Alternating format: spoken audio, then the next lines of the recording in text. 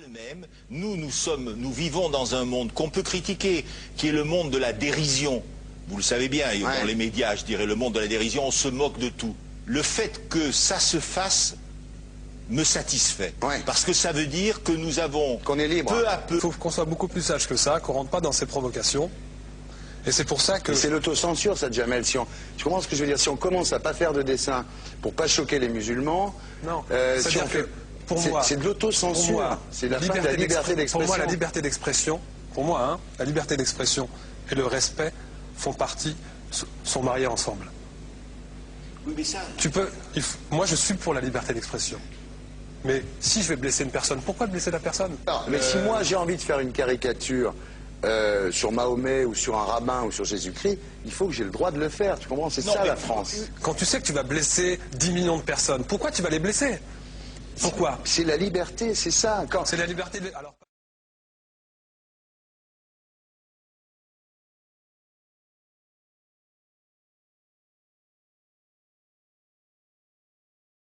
Non, mais vous pensez pas que c'était à vous de vous excuser, non? En disant le sketch n'était pas très drôle, je suis désolé si j'ai blessé des gens, voilà, excusez-moi, voilà, c'est une connerie. C'est mon travail.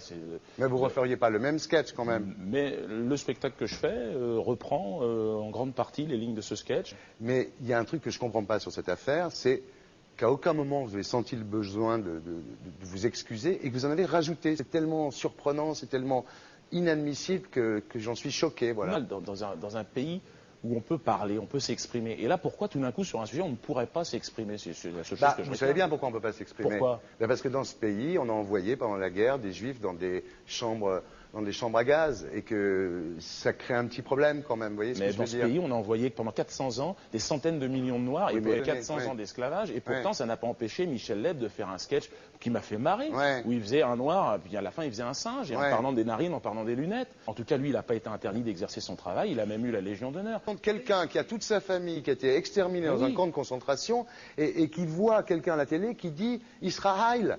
Vous vous rendez compte? Enfin, je ne sais pas. Mais on peut pas. Il y a des moments où même si on connaît les gens, même si on les a invités, on leur dit non, c'est plus possible. Comme Alain Soral, qu'on a reçu ici d'ailleurs. Vous l'avez reçu, Alain Soral. Mais qu'on ne recevra plus, parce que compte tenu de ce qu'il a dit, on ne peut pas le recevoir. Vous vous rendez compte de ce que vous arrivez à dire? Je trouve incroyable que j'ai pu faire un sketch sur le mollah Jean-Christophe, j'ai pu faire un sketch sur le curé. Là, je fais un sketch sur un colon israélien, et tout d'un coup, c'est l'hystérie. Non, non.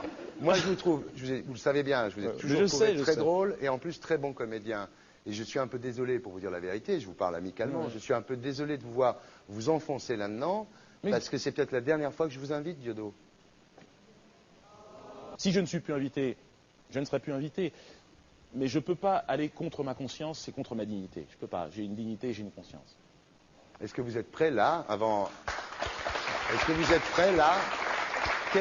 Quelles excuses êtes-vous prêt à faire là? Et c'est pour ça que... C'est l'autocensure, ça, Jamel. Tu comprends ce que je veux dire? Si on commence à pas faire de dessin pour pas choquer les musulmans... Non, c'est de l'autocensure. C'est la fin de la liberté d'expression. Pour moi, la liberté... Et là, pourquoi tout d'un coup, sur un sujet, on ne pourrait pas s'exprimer? C'est la seule chose que je Vous savez bien pourquoi on ne peut pas s'exprimer. Pourquoi? Parce que dans ce pays, on a envoyé pendant la guerre des juifs dans des chambres à gaz et que ça crée un petit problème quand même, vous voyez ce que je veux dire? D'accord, mais si moi j'ai envie de faire une caricature sur Mahomet ou sur un rabbin ou sur Jésus-Christ, il faut que j'ai le droit de le faire, tu comprends? C'est ça la France. Quand tu sais que tu vas blesser 10 millions de personnes, pourquoi tu vas les blesser? Pourquoi? C'est la liberté, c'est ça. Et là, pourquoi tout d'un coup, sur un sujet, on ne pourrait pas s'exprimer? C'est la seule chose que je Vous savez bien pourquoi on ne peut pas s'exprimer. Vous vous rendez compte de ce que vous arrivez à dire? C'est tellement surprenant, c'est tellement inadmissible que j'en suis choqué. Voilà. Vous l'avez reçu, Alain Soral. Mais qu'on ne recevra plus, parce que compte tenu de ce qu'il a dit, on ne peut pas le recevoir. Par un Néerlandais, musulman, même... Tous deux juifs... arrêtez, chaque fois que vous parlez de quelqu'un, de dire qu'il est juif ou pas juif ou machin, parce que ça va finir comme Le Pen.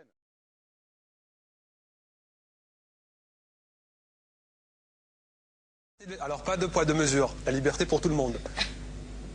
C'est-à-dire? La liberté pour tout le monde. Il y a une personne comme Dieudonné qui a fait un rabbin, enfin qui a fait un colon juif, etc. Tous ces DVD ne sont plus dans les pactes. On l'empêche de venir, on l'empêche médiatiquement, on ne le voit plus. Alors que lui, c'est un comique. Il y a eu la loi Taubira. Oui. D'accord. Il y a eu plusieurs lois qui ont été faites contre l'antisémitisme.